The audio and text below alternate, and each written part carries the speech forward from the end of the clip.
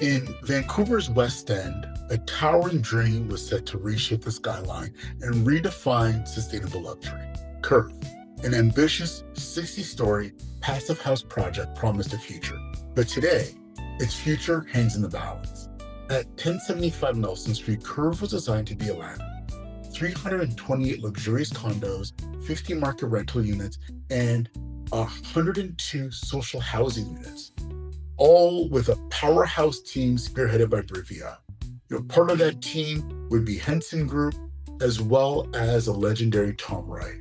Tom Wright being the architect of Dubai's Burj Al Arab. This project wasn't just about opulence and altitude, it was about radical sustainability.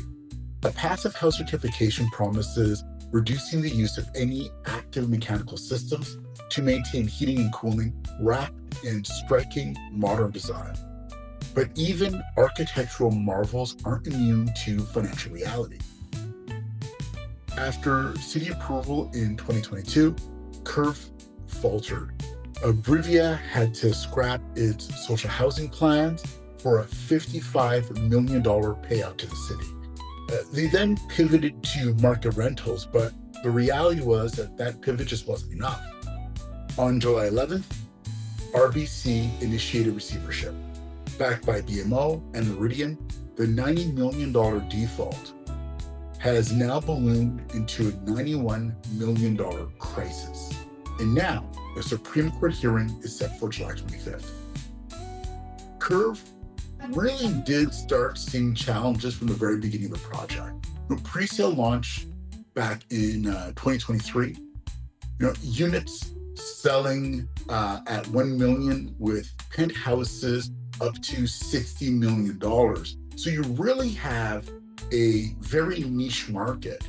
And even with perks like a free Porsche to go along with some of the units, that wasn't enough to sway buyers. The market was cold, and CURV couldn't meet provincial deadlines or pre-sale targets.